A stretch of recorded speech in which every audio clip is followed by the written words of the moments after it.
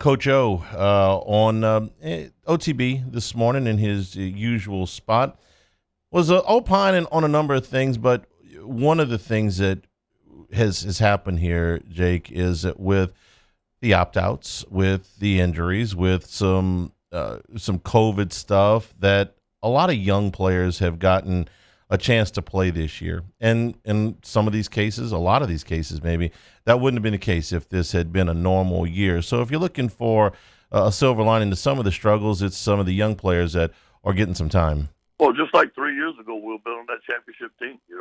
Those guys became champions because they hung in there together. A lot of three-star players that developed, got better, continuity together.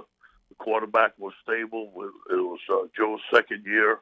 Just like this, we're going to have to build some continuity with our quarterback play. We got two good young quarterbacks. Miles is coming back.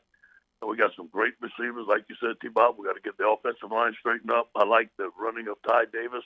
Yeah. And I love the play of Eric Gilbert. The more we get him the ball, the better he's going to be. Gilbert was going to play anyway. The running backs were going to play anyway. They were the starters. But, Jacob, when you think about the receivers that have gotten extra time because Jamar Chase is not here, okay, whether it's Keyshawn Boutte or Jeray Jenkins, I think he's had a much bigger year than any of us thought, or even a little bit of time for a guy like Coy Moore. There have been receiver reps that have been open.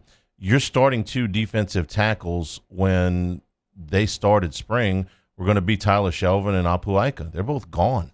So whether it be a Joe Evans or Jaquilin Roy, who I know hadn't played a whole lot here lately, anybody that's playing on an interior defensive line really wasn't going to play as much. Now, I know there is some upperclassmen there with Logan and Farrell, but you still got some reps there that are open. If Kerry Vincent was in this secondary, would we have seen as much of Cordell Flott or Eli? Well, Eli Ricks, I think, was probably going to be that starter anyway on the other side eventually. But would we have seen, several of those guys back there getting some more time? Would we have seen TJ Finley at all? I mean, the blueprint was for Miles Brennan to be the starting quarterback and to take every significant rep outside of games that got out of it.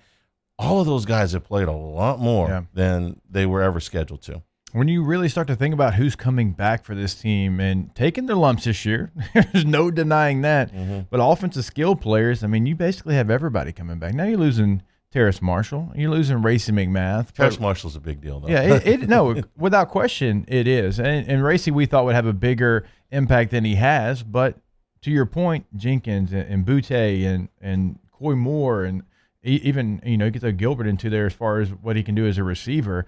I mean, you're getting a lot of reps from guys that normally in normal situation, Jamar and Terrace were the guys that wouldn't have that ability. And so sometimes when you're having that transition year, when you're kind of taking your lumps, and LSU hadn't taken their lumps like this in 20 years, so it's hard for a lot of people to hear, including it's hard for me to say it, but these type of years do pay benefits down the road. Again, this isn't a program that wants to rebuild or wants to reset or anything like that, but if there is a silver lining, you can see these players getting better. Would they have been in a rebuilding mode if, and I know if, but if this was a normal year?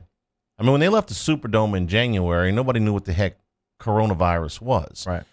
If Jamar Chase would have been on this team, if Tyler Shelvin would have been on this team, if Kerry Vincent would have been on this team, if Dare Rosenthal wouldn't have got suspended from this team, if Miles Brennan wouldn't have gotten hurt off of this team, if Farrell doesn't leave for 5 weeks or whatever and come back horribly out of shape, all those things. And yes, everybody else had to deal with them too. They didn't play. It's like, well, is your plan to be a 1 year, contender and the next year rebuilding? No, not to this extent. It's just the way it felt. Nobody's lost as much as LSU lost last year. Yeah. I mean, let's call it like it is. But what was your expectations for this team coming into this season? Before COVID? Before COVID. Before the day they left New Orleans after the championship game, in my mind, I was thinking either 10-2 or 9-3. That's exactly where I was. I thought that there were 8 games that they would be significant favorites in. Never occurred to me that they would lose to Mississippi State. Missouri wasn't even on the schedule when we left the Superdome. I thought that they would win 8 games without really that much of a problem, and that there were 4 games on the schedule that were you were going to be an underdog to Alabama, and then you had 3 games that were going to kind of be a toss-up. Now, you're asking me my January opinion. That's what I'm saying. So how much of that has changed? Auburn, Florida, and Texas were all going to be toss-up games. I thought that LSU would be significantly better than Texas A&M. That ain't the case. All of that changed. But the plan wasn't to go into this big of a tear down and rebuild. That's just the way it went. Speaking of Finley. He did very well. Think about this. We had 23 third downs. I've never been in a game where we had 23 third downs. That's ball control. That's manageable downs because we could run the football. Finally, on first and second down, on short, easy throws. I think that TJ, made some mistakes. He threw some balls in the dirt. It got wet on him a little bit. But the thing I was most impressed with is that he hung in there. And let's face it, that last touchdown he threw, nobody was open. He just stayed there. He was patient. And then Jeray Jenkins, just like you do in the backyard, on a scramble drill, he was to the right. He ran to the left, got open, touchdown. So we've got to give them some credit. One thing about TJ, he's got leadership and he's got ice in his veins.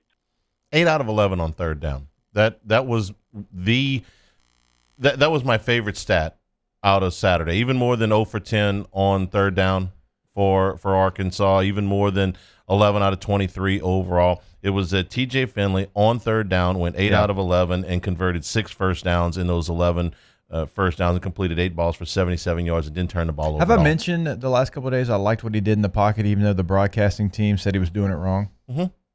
Yeah. Now, to Stinch's credit, he's an offensive lineman, and those guys don't like you to get out of the pocket because you get off your spot. But Coach O just said it, right? He stood in the pocket long enough for there to be a play to develop, but it wasn't there. So what do? You create it on your own, and you don't see freshmen kind of do that.